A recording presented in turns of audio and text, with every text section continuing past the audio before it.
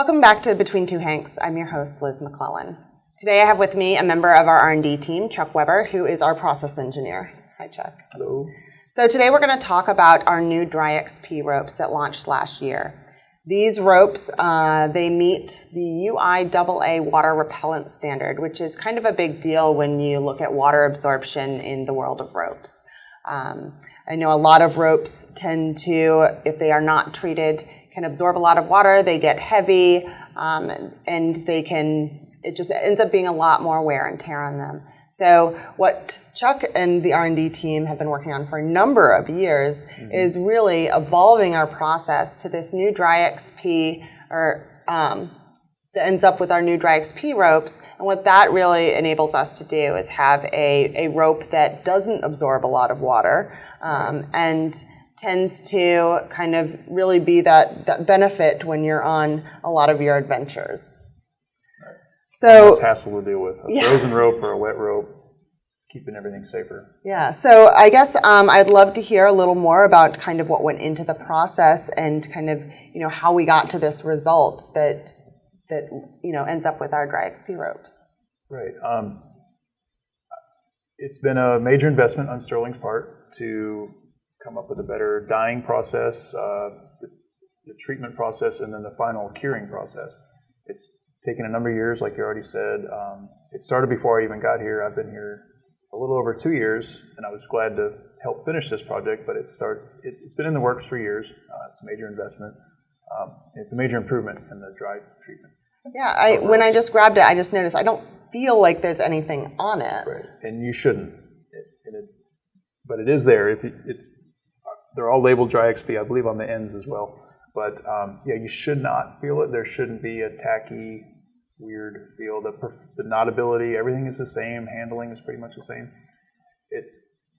It's a careful balancing act to get to that point. Yep. But yes, it doesn't it doesn't alter the performance in any negative way. And so I understand the UIAA water repellent standard is a pretty rigorous standard to try and hit. Right.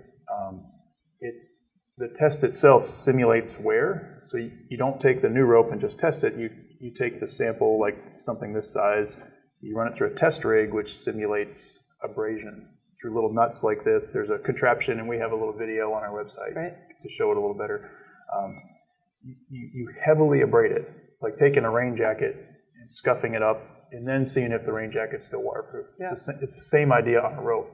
What it does, it weeds out the weaker treatments, or anything that's just labeled dry.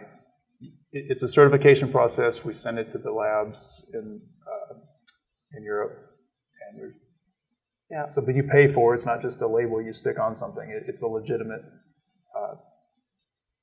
good product. Yeah, it helps the customer decide: is it UIAA dry or is it just labeled dry? So they know what they're getting. Yes, it helps the customer make an informed decision when they truly want the improved performance. And so talking about those customers, who is buying the DryXP rope? I'd say it's especially useful for anybody in the snow or ice, mountaineering, ice climbing, of course. But as well, big wall could benefit from it. Anyone that might get caught in the rain, so to speak. Yeah. You're dealing with a mess already, so it's one less thing to worry about. And heavy rope is not my rope's fun to lug. Wet now. I'm getting drenched because I'm trying to rappel. It's an added safety feature. Yeah. Because the ropes all nylon ropes are weaker, and there's been a lot of testing. When they're wet, they're weaker, and they're not the same. It's temporary. They go back to full strength. But that's a different topic, but it is a safety measure. It's a definite safety measure for anyone that's really, if you're up high or out there pushing it. Right. It's a nice safety feature to have. It's your life is on the end of this line. Yeah, it's like you bought the cheap rainproof jacket that's not really rainproof, and now you're getting soaked on the wall. Or did you really buy a good rain jacket? Yeah. No, that's great. And so I understand that Sterling is the first and only currently U.S. rope manufacturer that has ropes that hit the standard. I believe that's correct, yes. That's great. So you can buy your U.S.-made ropes in DryXP and know that they are kind of the best of the best. Do you have anything else that you want to add while we're talking today? No, I think we covered it pretty well. Okay, That's great. good. Yeah. Well, I do have one last question for you. And this is our Hank question that we do at the end of every episode. So, what are the 2 names that Hank is a nickname for? I have no idea. I didn't know Hankster, either. Maybe? I don't know. I have no idea. Hankster? There we go. Hankster. He nailed it. No, it's actually Henry, which comes, it's Dutch influence there. But then the other one that I was really surprised at is John from medieval times. So I don't know who knows that anymore. Disconnect. Yeah.